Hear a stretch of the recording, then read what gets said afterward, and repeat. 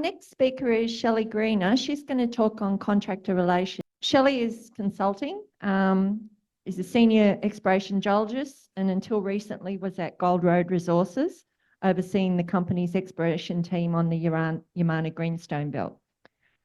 She's worn many hats, ranging from project geologist to senior geologist, geological systems manager, and she also worked as a conservation assessment officer and wildlife management team leader in the Tasmanian Public Service.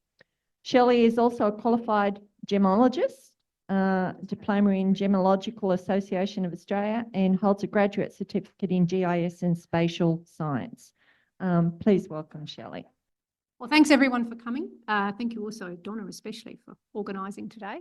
This is the second time I've done one of these. I was at the first one in Tasmania, but it's really nice to have a live audience. I hope you've all had coffee, because I'm going to set you some homework, okay? So I'm going to be the first one to take us into a small segue out of the technical side of the work, which I'm sure most of you are just super excited to be in, because it's always good to develop your technical skills. And I'm going to take you into that faraway place called the soft skills department, and obviously contractor management. This is a very broad spectrum of skills, but I hope I'm going to give you that little cream at the top that's going to get a lot of you started, or at least demystify some of that, because this is often where you start out in this role as a project geologist, and you've probably done a little bit when you've been a grad, you've been dumped on a rig. I know Victoria talked about that before. And you've kind of been dumped in, you don't know what skill sets you're meant to have. You don't really know how to manage some of this stuff, and you don't know what you're supposed to be getting out of it. There's sort of a vague idea because your boss is telling you, oh, you need to do this. But I'm trying to give you some skills. These are the things I wish I'd had when I first started out. So let's go. Beautiful. All right, so contractor management. What are we actually asking you to do? What are we even going to talk about and discuss today? I'm going to give you initially a little bit of a broad overview. I'm a little bit of a pacer, so I'll try not to get too far out of frame. First, we're going to talk about what is a contract and why is that even relevant. You know, usually you just leave it off the corporate side, or, you know, the exploration manager, but you actually need to know a wee bit about that, because that forms a whole basis of how you're going to manage people and manage the work that comes out. So we're going to have a little bit of a talk about that. We're going to talk about what even contractor management means. What are you supposed to do? So we're going to talk about that, as I said, really briefly. And also, why do you even need to do it? What are the bits? What are you going to get out of it? What's the contract part to get out of it? Do you actually need even to care about this stuff? So, sorry, my voice is going everywhere. And what that business relationship is, what you're aiming for. Again, these are probably foreign concepts to a lot of you, unless some of you might have done a business degree as well. So I'm just going to introduce this stuff to you. Just let it wash over you and absorb what you can. After that, we're going to get into the good stuff, which is the project geologist role. This is your bit, how you fit in, what you can get out of it. All right, we're going to talk about a few things there. We're going to talk about your expectations of what contractor management means to you and your role. We're going to talk about what your boss thinks you're supposed to be doing, because that's a real good one. What does your boss think you're supposed to be doing? We're going to talk about what the contractors think you're supposed to be doing, what they think they're supposed to be doing, because they're probably different things. After that, we're going to talk about what your responsibilities might be. And that's, of course, going to differ for everyone and what your company is. But you really need to explore this stuff. And to give you the tools to do that, or at least get you started on part of that journey, because this is something, these are just tools you'll pick up and you'll add on to. You know, you'll go up, you'll become a senior, you'll learn more of these things. But I'll give you some of the tools, some of the knowledge that's going to help you there. And then last of all, we're going to talk a little bit about identifying and addressing problems, because often you don't even think about contractor management until there's a problem, until you've got one of the guys from the rig come on and say, I've just had a blow up. The driller's just blown up at me. What's going on? I need to fix it. Or we're not getting along. This sample quality is rubbish, right? We want to avoid that. So we'll talk a little bit about that too. All right, and then a little bit of a recap, and then we'll take some questions, hopefully. So there we go. So contractor management can't start without a contract. And there's a life cycle for a contract. As I said, some of you, this will be completely foreign, and some of you may know the basics of this already. So An actual contract, as I said, has a life cycle depending on who you listen to. There are about 8 steps in that. There's the first one, which is to create a contract. And usually you, the client, or your company does that. It comes up with a concept of, we need work being done. We don't have the expertise to do it. So we're gonna hire someone or a group of people to do it for us. Best example is your drill crew, right? It's a very easy, relatable one. Or your field, your soil sampling crew, or a team of fieldies to help us through this project. They're pretty easy and relatable examples. Usually the senior of your exploration manager, they've done a couple of these before, hopefully, and they've written up a contract or the basic, the basic scope of works of what they want the work to occur and how they want it done and that sort of thing. So what they'll do then is they'll move to step 2, which is negotiations. What they'll do is they'll put that contract out for tender, and you've probably heard of this vaguely somewhere in your office. Oh, we've put the drill contract out to tender. You beauty. What does that mean? It means they've asked various parties, they've invited them to tender for the contract, to put in to win it. So what it might mean there is a couple of drill companies, they've asked, oh, we've used you in the past, we like you. How about you come in, you tell us how good you are, and we'll pick the best one based on our criteria. Okay, good. Step number 3 is that contract is, you find the contractor you want to deal with. You've assessed them on various criteria, usually on quality, price, environmental standards, heritage, the safety standards, those sort of things usually come very, very high, depending on what you're obviously tendering for, what the contract's for. And once you've agreed on that, and you've agreed and selected your contract partner, then you'll go on and you'll hopefully, with a bit more argy-bargy and a few more, wriggling over rates, you'll sign that contract. Now, this bit's important because once that contract is signed, that's a legally enforceable document. And that puts obligations on you as the client, but also on the contractor, right? So there's something in there just to keep in the back of your mind. You might not be dealing with it. In fact, the closest you'll get is to look at the contract and go, God, what's the charge rate for this? But it's a legally enforceable document, which is why the argy-bargy usually comes around in the end. Right, so where does the contract, or where's the poor old Project Geo sit in this? Where does your team sit in this? They usually sit in, these 2 boxes here, which are sort of part 5 and part 6. And that's the execute bit and the monitor bit. The execute bit is, you beauty, we've got our lovely shiny contract and everyone's here and we've got them on the ground. We're actually doing the work. And it's usually the Project Geo, because it's, for argument's sake, your project that they're going to do the drilling on. You're the one there having to, okay, oversee the work, all right? They showed up, you beauty. Do they show up with all the equipment? Yes, excellent. You might have some help in that. You might have the safety guy come and run their ruler over the equipment. Definitely your senior geo's normally in there. He might take a bit more of a prominent role. But it's the execution and looking at the work. And then as that work's going on, monitoring the quality of that work or what's been produced or the time frame it's doing. It's like, oh my God, it's taking you how long and you've taken 3 samples? This stuff is where you fit in.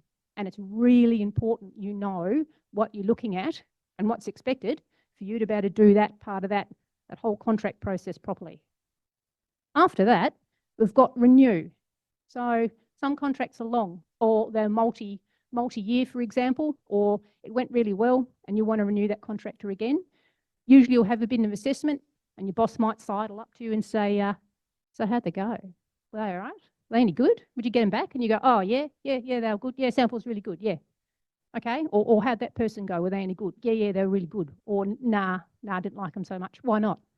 And you've got to give reasons. So if you're in the renewal stage, the contract can get renewed if things are going well, and you'll go back through. You won't create it again, but you might renegotiate, rates might go up or something, and you'll go around again. Sometimes, however, you exit a contract. And naturally, it can happen because it's a once-off job. You only want to build one fence. You don't want to build lots. So fantastic, the work's been done. Thank you very much, thanks for coming. Contract's complete, work's done, and they leave. Sometimes when things haven't gone well, either you're not satisfied with the work or the contractor's not happy. It's like, oh, hang on, you're not supplying us with the diesel. We have to travel over here. I've got a 100K, 400K round trip just to get diesel. It says here you're going to supply diesel. Sometimes things don't go well and parties want to exit a contract. If that happens, the Project Geo or your team might also be involved because you need to supply evidence often as to why things aren't working out, or at least provide avenues to help solve issues. So that's why I mention all of this stuff here, because it is important. There's one last little bit about contracts. It's worth noting that there are two broad forms, both legally enforceable. One is a written contract, and that's the sort you want. You want the one that's got the terms, the rates, the environmental protocols are going to operate, any adjunct bits and pieces in there, the details, right? And you want it written down because then there's no wriggle room, or very little wriggle room. You both know where you stand. What you don't really want, and what your boss hopefully hasn't gotten you into, is a verbal contract, because then you really aren't familiar, and it's very hard to be familiar with the terms and conditions and make sure you're meeting them. But whenever you have those weird conversations, especially with contract partners, like, oh yeah, can you, don't suppose you guys could, you know, get your trash pump and go over there and do this? Oh yeah, and yeah, it's all right if you guys just keep doing that, right? And you sort of go, you feel like something's a bit odd, right? You feel it's a bit, yes, you can do it. It's no real skin off your nose, but you always feel a bit like you're being set up. That's just a bad example, but I'm giving you hopefully a relatable example. It's because you've just made a verbal contract with someone. Whether it's legally enforceable might be a bit iffy, but I'm trying to give you example, right? Be careful what you say yes to. Also be careful what you say no to.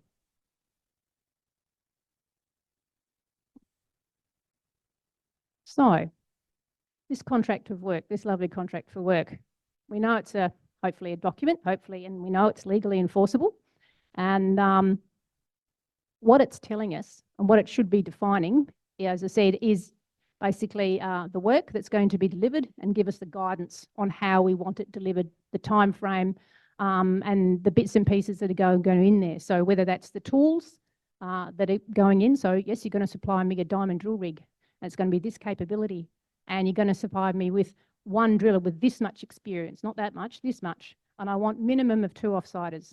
Plus I want a support truck that's going to meet these minimum safety requirements. Ideally, they're all specified under that contract, under the schedules. It's also ideal that there might be a scope of works that the company provides, the client provides, and that's going to have other details in there that you're going to provide. The client will provide information sheets. The client will provide diesel, accommodation, that sort of stuff. Right? It's really important you know that, or at least can easily get hold of it. Again, because often when there's difficulties, argy-bargy, and especially people who had a very long day, get very short tempers, this is where it's really good to be able to give them information and be sure yourself. So, you know, as I said, you're not getting railroaded, because I'm sure a lot of people know what that feels like. Okay, so homework number 1, there's quite a bit of homework, sorry. Homework number 1, do you know where to access these documents, these contracts? And I mean these bigger things. Personal staff contracts, generally know that's HR's business, but I'm talking about these bigger things. Do you know, or has your boss provided you with a copy of that contract, or at least the, you know, the cut down version? If not, you should have it, or at least know where it is. Okay, so that's a bit of homework number 1. And are you familiar, or at least mostly familiar with what the terms and rates, or at least where to flick to quickly to get it? Because if you're not, you should be, because there's a lot of anxiety, you know, often tied up with this. And as I said, that's my useful tip. If you're not sure, and again, behavioural standards, what is there somewhere in there that says, you know, everyone will abide by the site safety policy and you know, behavioural standards? It will probably be in there. It's a little throwaway line, but it's very useful to wheel it out when you need to tell someone, no, you can't behave like a complete twat. Why? Because it says so right here. It's a little bit more enforcement than just your opinion. Okay, and the bits, we should have talked this before, the bits of a contract are these sort of components. We talked about there's usually a behavioural safety bit in there of the contract. There's hopefully some guidelines written into the contract somewhere. There'll be what the deliverables are, what the product is. You know, what are we expecting out of this contract? Ideally, X number of soil samples a day. You know, also the tools and equipment going to be used. You're going to supply, okay, you're going to supply me 2 quad bikes, beautiful, and 2 competent field technicians, fantastic. We'll supply you the fuel, but these are the guidelines. You can't operate on fire band days. These are the sort of things that hopefully we've got a bit of guidance in, or at least insert various site procedure there. It says you're going to abide by it. and of course, fees and rates, charges, that sort of thing. All of that, those components, will go to make up that contract. So what is contractor management? So we'll talk about a little about the contract. What is contractor management? It's a bit obvious, but it's managing the people who are going to do that job. If I can get this to work now. Hey, beautiful. All right, so we know that, as I said, components of this, we have a signed contract and the supporting documents. We have the personnel and knowledge, the contractor's personnel and knowledge, and as I said, usually they need a skill set that we don't have. That's why we hire them. We have their equipment and tools for the specifications that we need. If we're a diamond rig, we need a certain sort. If we're an RC rig, it's ideally, if we want one with a lot of air or not. And that will go up to deliver, hopefully, the products and services that we want. All right. Who are your contract partners? Part homework number 2. It's pretty easy. I've just banged on about drillers and, soil samplers or fieldies. But if you're quite honest with yourselves, how many different contract partners do you deal with daily, weekly? Who are they? And do you have an active or at least a part process in managing them or supervising them? Because it's good to know these things. Maybe you don't need to know the contracts of all of them.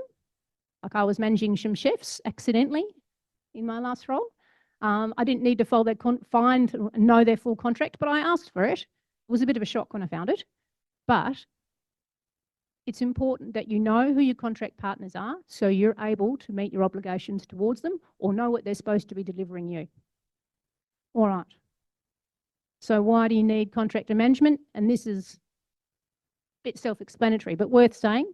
It's to help ensure the work agreed to in the contract is being conducted and to the standard agreed. And this works for you and them, right? It's a mutually beneficial arrangement. So it's not just one way, it's for all parties. A successful contract, because that's what we want. We want successful contracts because then people are happy, they make money, you get your work done, it's all good. And that successful contract exists when all parties know their obligations under the contract. The arrangements for service delivery continue to be satisfactory for both parties. You can't wig out on your obligations halfway through, and neither can they. You'll get the expected business benefits and value for money being delivered, realised, including all the safety, everything, all the way through to the end. The supplier is cooperating and responsive. I suspect if I asked you to raise your hands now and said, all right, how many are having sort of interesting business relations with at least one of their contract partners, and are they happy and cooperative? I suspect some hands would remain down because that's not always, not everyone is happy all the time. The disputes are rare. That's what we want to aim for. And that contract is fully compliant and satisfies both legislative and audit requirements. That's basically saying that you're not trying to create illegal contracts like, I'm going to pay you over there and you're going to run some drugs for me. That's the stuff that you're not supposed to do. So that's what that means. Oh, hang on, just go back one. Let me go back. Yes. The little Venn diagram in the corner, I love that one because what it's saying to you is in the mythical world of business and just life in general, you're always trying to find that perfect point, the bit where you're getting the best quality in the least amount of time possible for the least amount of cash, right? That's the mythical point in the middle that we're all aiming for. Of course, reality doesn't do that. Your contract is gonna waver around that cost, time, quality little diagram there. But what you're aiming for in your management of people and of processes is to try and get as close to the middle of that as possible. Beautiful. All right. So the fun bit, I'm going to move over here now. I'm probably pacing far out of the line. So this is where the project geologist and your team, if you run with a team, so you've got a boss, your boss is part of your team. You've also probably got one or two, juniors or graduates or exploration geos underneath you. Expectations, and they're really, really good, but they're also really, really dangerous. So the project geologist in general, I think we did a poll at the beginning and said, okay, who's just been newly promoted, who's had 2 years, etc. For those of you who've been moderately newly promoted, I should say, this is a really good opportunity to go and figure out what your expectations are of the role, right? And with contract management in mind, but also of the role. Because what you'll probably find is that they're slightly different from your bosses. So being a project geologist, you're getting the technical stuff down. You're usually pretty good by now. You're in this lovely sweet spot where the technical stuff is your thing. You're good at it. You're darn good at it usually. Your poor old senior's off over there dealing with, problems. But you're managing your project or maybe a group of projects. And as you step into this role, usually you're expected to take on a little bit more of that people management stuff, which is often what this contractor management stuff is about. So, okay, bit more homework. I'm going to talk about role clarity. And role clarity is, do you know what you should be doing? Are you really sure what you should be doing? Have you gone and asked your boss? Is your boss happy with what you're doing? Because often there's an impliedness that, yep, boss is fine, he hasn't told me otherwise, or she hasn't told me that they're not happy. But when it comes to contractor management, it's often really good to pin this down because your boss probably hasn't had time to think about it, and neither of you. It's just you've sort of ticked along because you've normally managed the drillers in the field, but maybe there was a little bit more that you're supposed to be doing, or maybe a bit less if you're a bit sort of full on. It's really good to know what, first of all, your expectation is, and you should really go and write it down. And then go and ask your boss what they think you should be doing and compare them. Because if there's a difference, you want to talk about it and resolve it. Because when there's differences in expectations, that's when you have problems, always. And the other thing is, go and talk to your contract partners. You know what you expect of them, or hopefully you do. That's another thing. You should know what you expect of people and the work that you're expecting out of them. But what do they expect from you? If they're busy expecting you, well, hang on a minute, you're meant to brief me. You said you were going to show up every Monday and give me a briefing meeting. And if your team isn't doing that, you need to know. So you need to know their expectations as well. Okay. Responsibilities. Don't we love them? Hands up who likes responsibility. All right, no one found that funny. I did. I don't like responsibility, but guess what? You have to have it. Responsibility is different from accountability. So at the project geologist role, often you'll be responsible for managing things or governing things within your project.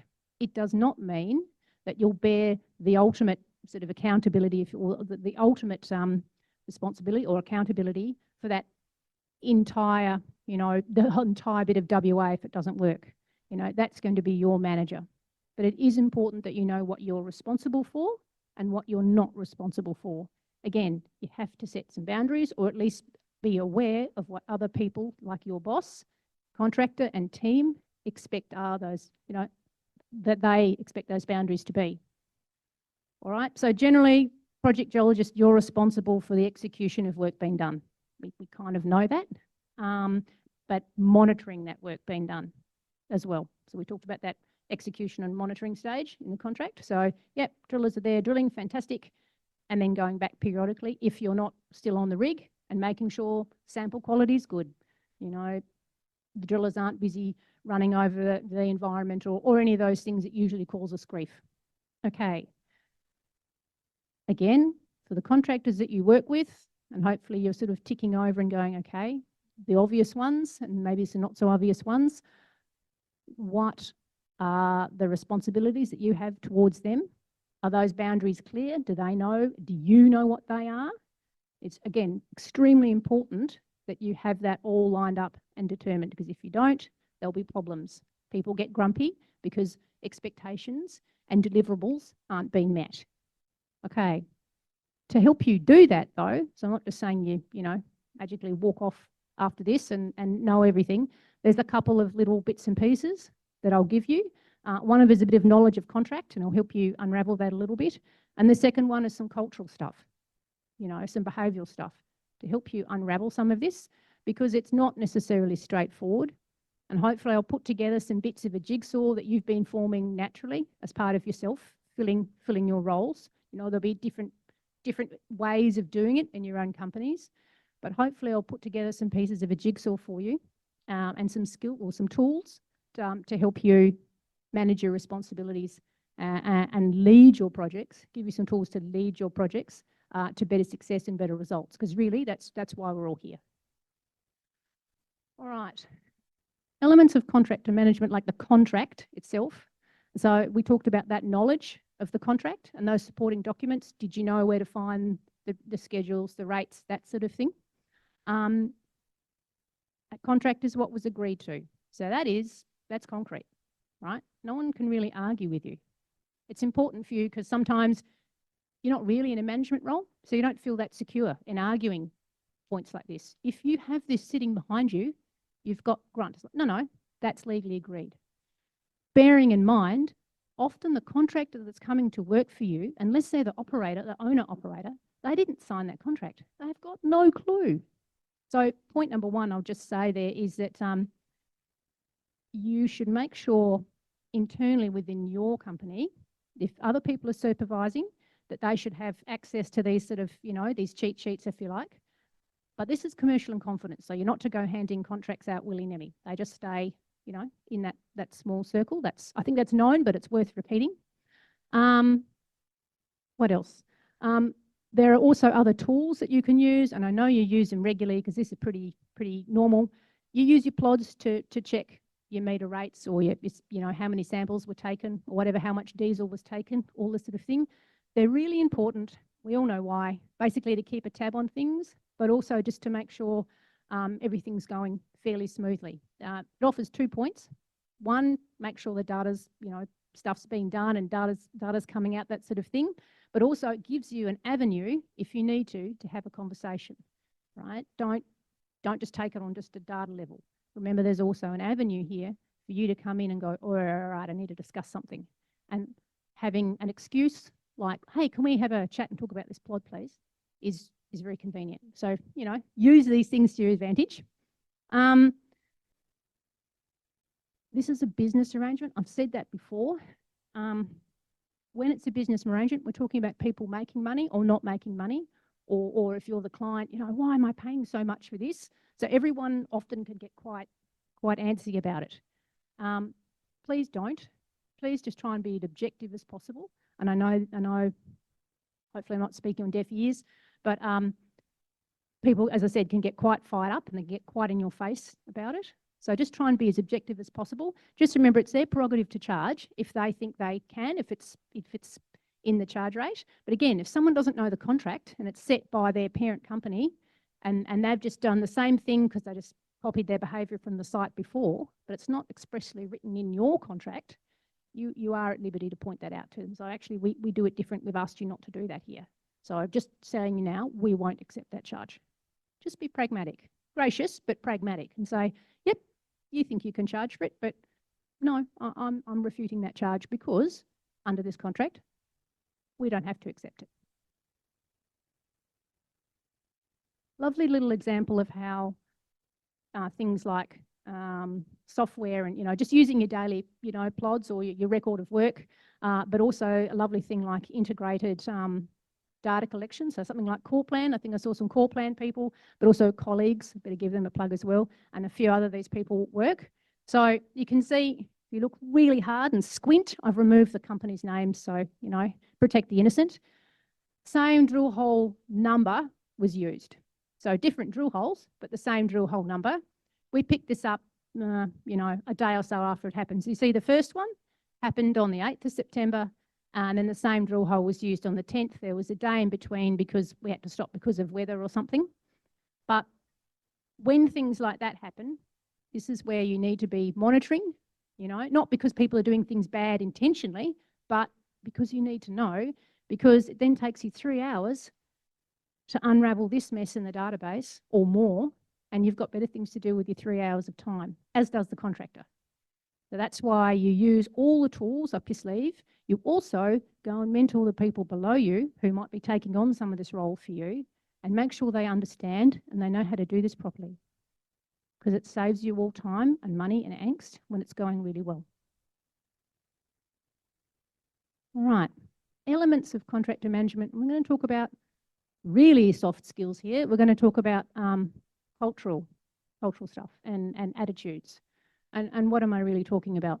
Okay, another question to the audience, and this is all individual, so you have to go away and ponder it. Does the cultural mindset on your site believe it has like one team, and that means you, contractors, everyone combined together? Or does it sort of think, nah, we're over here and we're the client and that's that contract partner over there? And it might vary depending on the contract partner. I'm just talking about a sort of a gross iteration. So I've given a couple of examples there. I've given company X at the top. Company X is kind of a large company. I've tried to make it look like that. And it's got a couple of little contractors as the little blue dots. And company X is like, no, we're the boss. And what we say goes. And that might be fair enough. You've got a lot going on. You're a very large, you're a very busy company. Company Y is quite a bit smaller. In fact, the contract partners it use can either be larger than it or similar size. Just, there might be some smaller contractors as well. So they're still though, no, we're our own entity and you're an entity over there and we'll have a business transaction culturally, but that's about it. That's kind of as far as the relationships go, apart from a few, friendly beers on the work site. And then company Z's a little bit different again. We actually don't know the real size of company Z because it chooses to, at least where it can, culturally, accept the contractors into their sort of hub, if you like. There's no us and them. They prefer to say, no, we're all on the one team and this is how we're going. And my point with that illustration is that the better you are, and again, it's not always up to you, but the better you are in leading this, or if your manager's leading this in a culture that's more inclusive and is more like Company Z, the more response and usually the better result you're going to get from your contract partners. And I'll explain why in a minute. But really, questions are how do you and your team interact, with your contract partners? There are some good ones and some bad ones, and I'll sort of illustrate some of that going along. But being as inclusive, respectfully, you're each running separate businesses, right? But to be inclusive as possible is ideal. All right. If you're excluding them, if you're not inviting them to the sort of the fun days at work of, oh, whoops, we forgot you off the email for the quiz night. Sorry. If you're not involving them in the stuff that's going on, you can see how that's not setting up a sort of positive relationship there. Last point there is treat all your contract partners with respect, really, because these are the experts in their field. They've been brought in to do the job that you can't. And whilst we can definitely have pointers like, no, you really need to set the cyclone up level, thank you. Otherwise it is splitter up level because it is not going to do me a good sample. They still know how to drill in one particular case, or if you've brought in some, a field mapper, they've brought them in there to do their job. So please treat them with respect. Hopefully gone are the days where we kind of are condescending to a lot of our contract partners. When I first came into the industry, bit of a sad story, that's kind of how we were. And hopefully those days are long, long gone. But based on that though, just talking about that, I can talk all I like, but I'm a one-person band at the minute, standing in front of you. It's still important to set the standard. Within your company what your standard that you expect of the work is. So what I'll say to that is the standard you walk past is the standard you set. I'm sure you've heard that before. But if you've seen core that's missing and stuff sitting in your core trays as you're walking out there in the core yard, are you going to stop and are you going to turn around and question why that's there?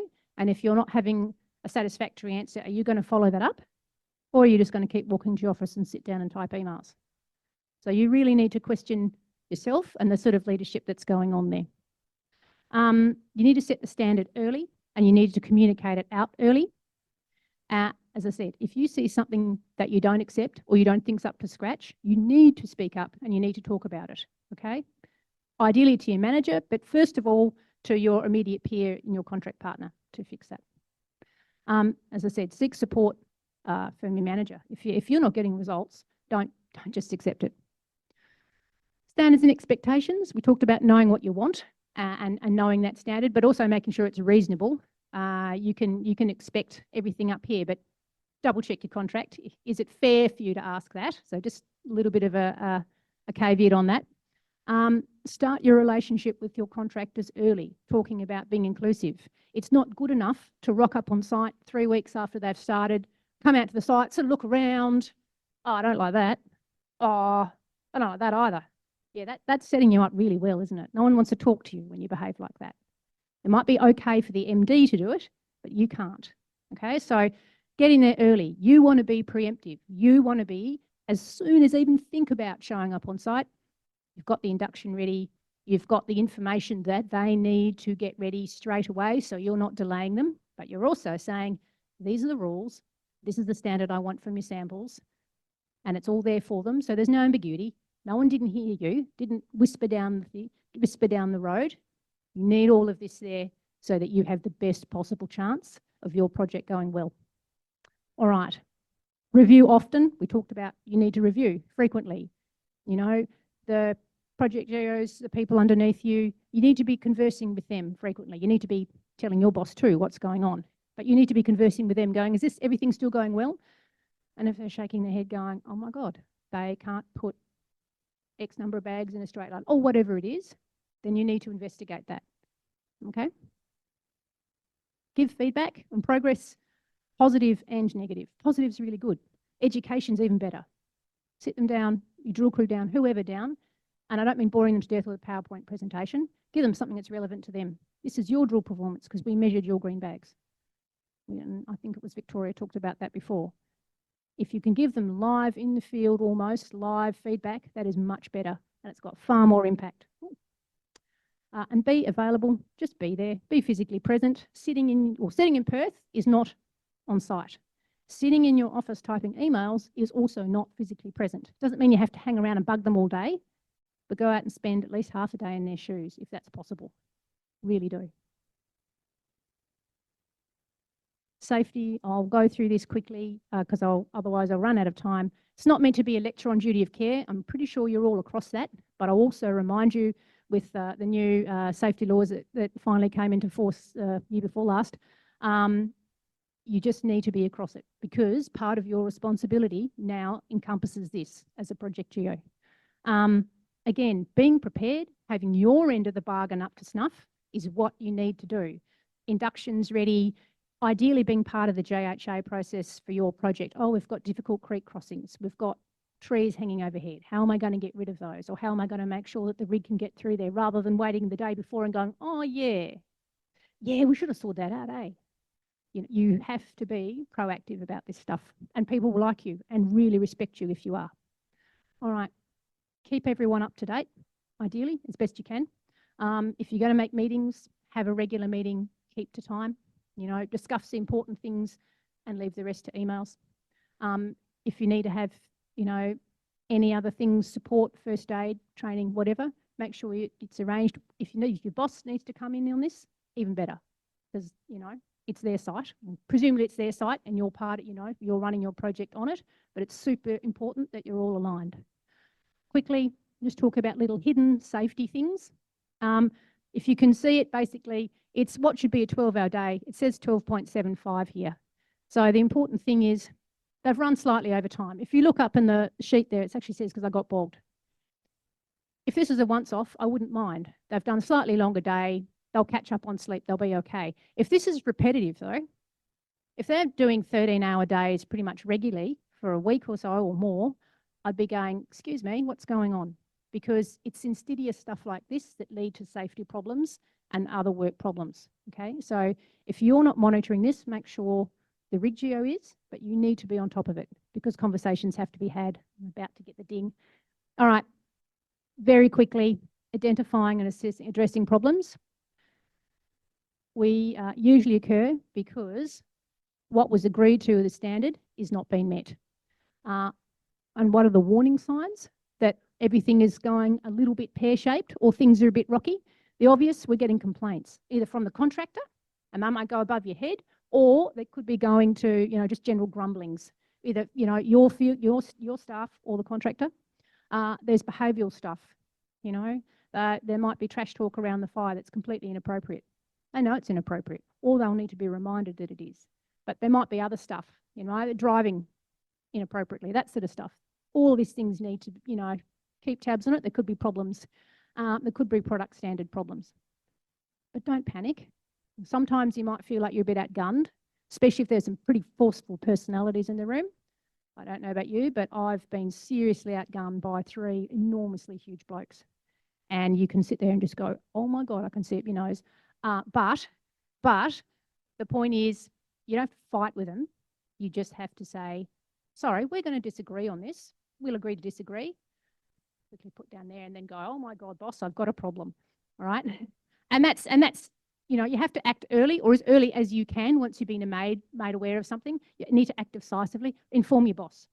Tell them ideally on telephone, follow it up with a quick email to summarise the points, because the last thing you want to be do is end-gamed by someone who's then rung their boss and you're getting a really ferocious phone call going, why am I being told this, right? You need to have communication. I'll say that again. You must have communication. If things are starting to go pear-shaped, you really need to document and communicate. All right, be aware of your own personality. How do you take stress? How do you take people coming and getting a bit feisty? Do you fire up at them, or do you just back off into a corner, right? How does your team take it? You really need to be aware of this stuff and moderate yourself as best you can. Do you need to step up a little bit and say, actually, no, thank you very much, you can step out of my office? Or do you need to go, all right, I think we'll just put a pin in that and I'm going to chat to my boss, you chat to your boss, and let's just call it a day. We're not going to resolve it here, okay? Thank you. Know your facts, keep records. Opinions are terrible and they get people in trouble, and there's really not a lot of place for them. You can have a professional opinion, but again, with facts, please. Make sure that you haven't contributed to anything going wrong. That's another good one. Make sure you've met your side of the bargain. Make sure your tone, you know, think about you're trying to solve a problem. You're not trying to finger point. Really think about the way you address this, how you, your company, your boss, everyone is trying to address this. Try and set the best example you can. Try and do the best. If you can, arrange a meeting to try and sort things out. Sometimes though, I'll just skip the last point. Sometimes though, an issue is just too hard to resolve on site. You can't, the relationship's deteriorated too much for whatever reason. That's okay. If you need support, go to your manager, like I said, but also it might require HR. It might require other people, safety, whoever. Point is, don't think you're necessarily going to solve it alone, all right? So that's pretty much me. The key take-home points there though are under contract management, remember you're dealing with a contract. It's legally binding and there are parts that you need as the client's representative to fulfill. Super important. You just remember that. Super important you know the salient bits of the contract. If you don't know those, how do you know what you're supposed to be asking for? How do you know what the other people should be providing? You know, your contract provider is meant to be providing you. So be across your facts, be across your contracts, mentor your team, support your team, show them what they're meant to know. Sit down with them going, I still don't know how to read a plot. That's okay. The diesel goes here. Usually they should use about this much. If you're seeing more than that or less than, probably should raise it. You know, help them through this stuff, teach them, mentor them. That's also your role. We talked about contractor management, why it's important and how to do it. Communication, setting things up well. Talked about the culture, why it's important that you are as best as you can with your sort of site that you're on. Sometimes it's really hard not to be inclusive when there's just you and your contract partner in the middle of nowhere, right? You're darn inclusive then. Beer helps. But having those various tools, having those various go-tos are the best way for you to navigate what is the start, it's just the start, don't worry, of the rest of your career as in encroaching on this people management and contractor management. I think I'll leave that there. I'll leave half a second if anyone wants to ask any questions.